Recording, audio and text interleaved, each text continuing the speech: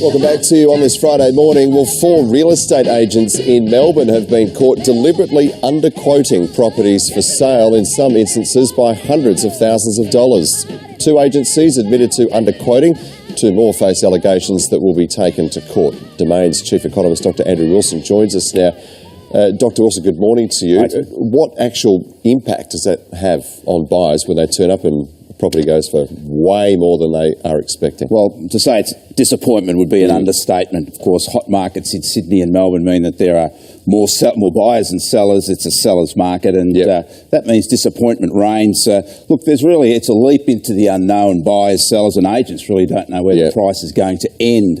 So obviously it usually ends higher than expectations, and that means disappointment and maybe a bit of the blame game as well. But there's no doubt that there's been a culture in certain parts of the industry of deliberately underquoting a price to attract more potential buyers to a particular property, and of course that ticks the boxes for the agent in the eyes of the seller. I suppose too, for buyers, if they think they have found a property that they are willing to bid on, they pay for a home inspection beforehand, so they go with that confidence to auction, and then they're way out of the market. It's just way out of their ballpark. They've lost that money.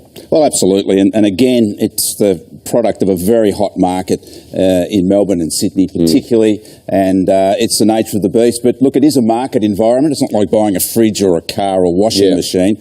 The market sets the price here, and it is a leap into the unknown. But unfortunately, it means a lot of hard yards and disappointment for buyers in the marketplace. But things may get a bit better this year.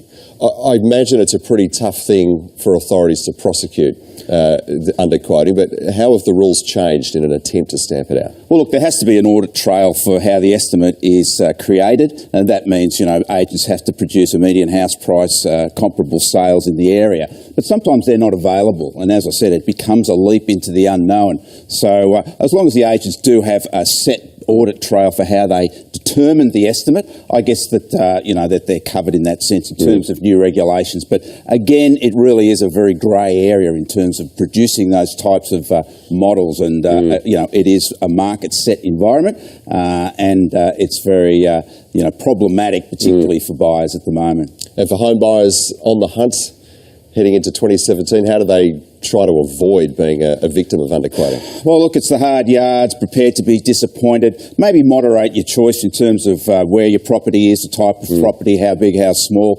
but persevere. I mean, it is a great Australian dream. It's still alive for most, and I think this year we'll see a moderation in prices growth, maybe a little less competition in some areas, and that'll be a positive for the buyers. But it's been one of the great sellers markets of all time in Sydney and Melbourne, so there's a lot that have missed out. Well, with that, I'll get you to gaze into my imaginary crystal ball here and give us a prediction for 2017. Well, I think Sydney and Melbourne will still be the leaders of the pack, as they have been for a couple of years. Will the growth rate come back a little bit now? I believe it will. I think we've seen the end of the double-figure annual growth rates. I think we'll see something around 4 or 5% in Melbourne and Sydney that still remain quite strong markets. So other markets will be a little bit less, but I think most markets will finish in the black this year. But a little bit less competition that buyers have been confronted with over the last couple of years. So a little bit less disappointment, hopefully. We'll test your predictions in a year's time. Thank you. I'll be here. Dr. Wilson, thank you. Good on you, Tim. Sylvia. Thank you, Tim.